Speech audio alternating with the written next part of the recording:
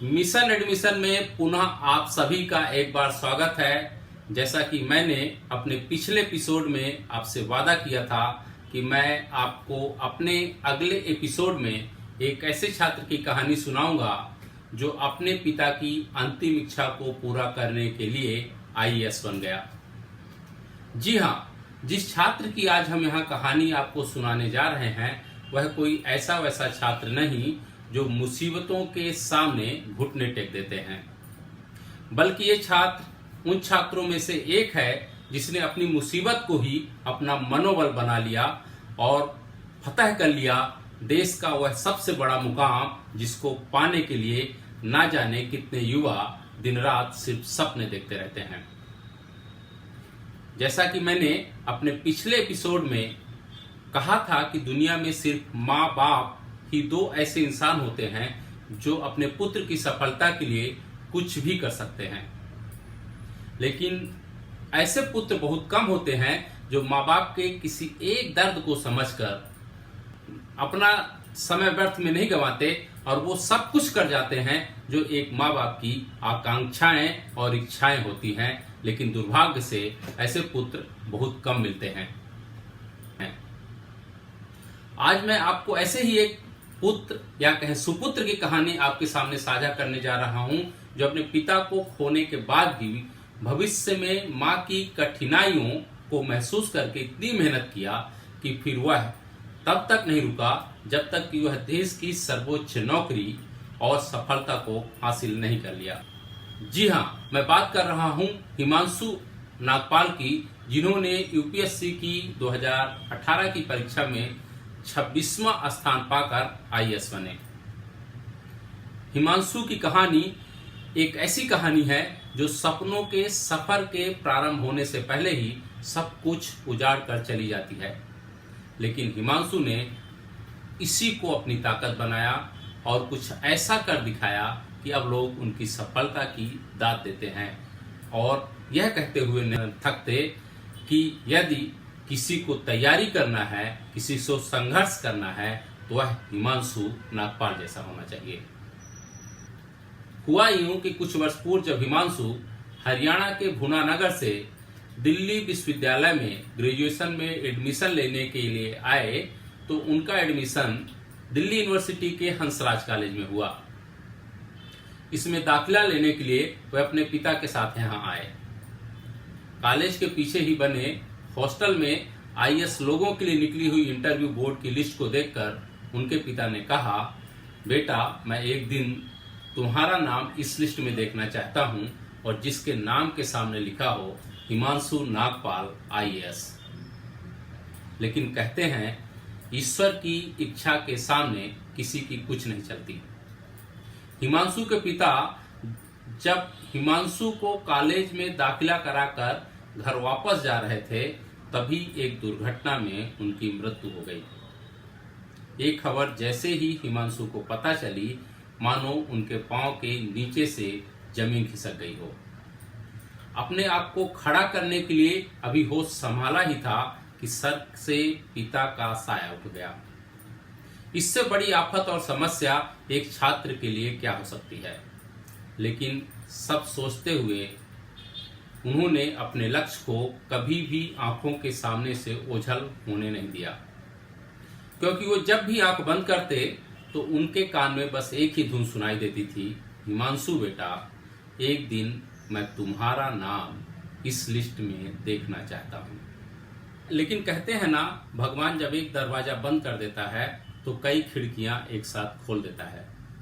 ऐसे समय में जब हिमांशु को अपने आप को संभालना मुश्किल था तब उनके कॉलेज के नए दोस्तों और शिक्षकों ने उनकी भरपूर मदद की और समझाया तुम्हारी दुनिया अभी भी बाकी है, यह किसी के साथ हो सकता है, इससे घबराओ नहीं, इससे आगे बढ़ो, क्योंकि तुम्हारे सामने अभी तुम्हारी माताजी और बड़े भाई हैं जो तुम्हारी मदद करेंगे और हम लोग तो हैं ही। शिक्षकों की इस हौसला अफजाई ने हिमांशु के भीतर फिर एक बार जोश भर दिया और वह पुनः अपने लक्ष्य को पाने और पिता की अंतिम इच्छा को पूरा करने के लिए पूरे मन से लग गए।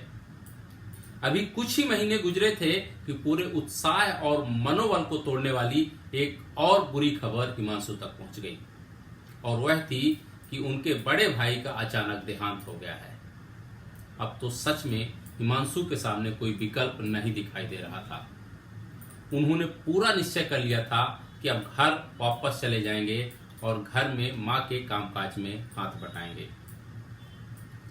हिमांशु के इस निर्णय को सुनकर इस बार उनके चाचा पंकज नागपाल सामने आए और हिमांशु को समझाया, तुम पढ़ाई नहीं छोड़ोगे और जिस काम के लिए आए हो वो जब तक पूरा नहीं हो जाता तुम दिल्ली में ही रहोगे। हिमांशु को अब सच में लगने लगा कि इतनी हिम्मत शायद पिता की इच्छाओं को पूरा करने के लिए ही सब लोग दे रहे हैं। और वैसे भी आईएएस की परीक्षा के लिए तो यही माना जाता है कि जो विपरीत परिस्थितियों में निर्णय लेने की क्षमता नहीं रखता वह आईएएस नहीं बन सकता। हिमांशु के भीतर हिम्मत भरने और इन विपरीत परिस्थितियों में सही निर्णय लेने की क्षमता शायद इन्हीं परिस्थितियों ने उन्हें सिखा दिया था।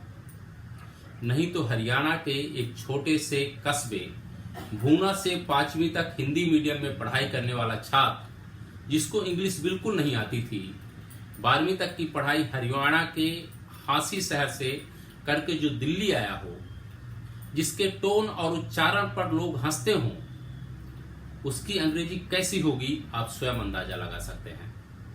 लेकिन वह भी शायद एक अलग ही मिट्टी के बने थे।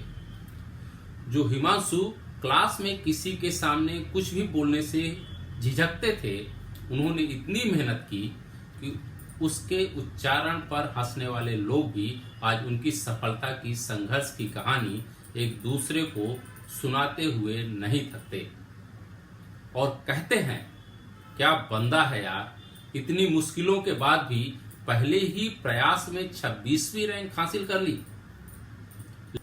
लेकिन हिमांशु को अब तक जीवन का महत्व पता चल चुका था, इसीलिए वह अपनी इस सफलता को पाने के बाद भी बिल्कुल इतराए नहीं और ना ही किसी तरह का घमंड महसूस किया, बल्कि उन्होंने अपने पिता के समान चाचा के साथ तस्वीर शेयर करते हुए एक सोशल मीडिया की पोस्ट में लिखा, कौन कहता है जन्म देने वाला ही पिता होता है। चाचा मेरे लिए पिता से बढ़कर हैं। हर हालात में वो मजबूत पिलर की तरह मेरे साथ रहे। इस जन्म में मैंने 2 पिता पाए, एक ने जन्म दिया और दूसरे ने जीवन। सच में जीवन को जिसने इतने करीब से समझ लिया हो, उसके लिए आईएएस की नौकरी भी मेरे लिए छोटी जान पड़ती है। तो मित्रों, बस आज इतना ही। अगले एपिसोड में हम पुनः आपके सामने एक नई कहानी के साथ हाजिर होंगे। तब तक आप हमारे चैनल को लाइक, सब्सक्राइब और शेयर करना ना भूलें। हाँ, रेड बटन दबाना भी ना भूलें, जिससे आपको हमारे चैनल का हर अपडेट मिलता रहे। आपको यह मेरा एपिसोड कैसा लगता है कमेंट बॉक्स में लिखकर जरूर बताएं। इससे हमारा मनोबल और कॉन्फिडेंस बढ़ता है। साथ ही आप किस विषय पर अगली वीडियो चाहते हैं यह भी लिखें।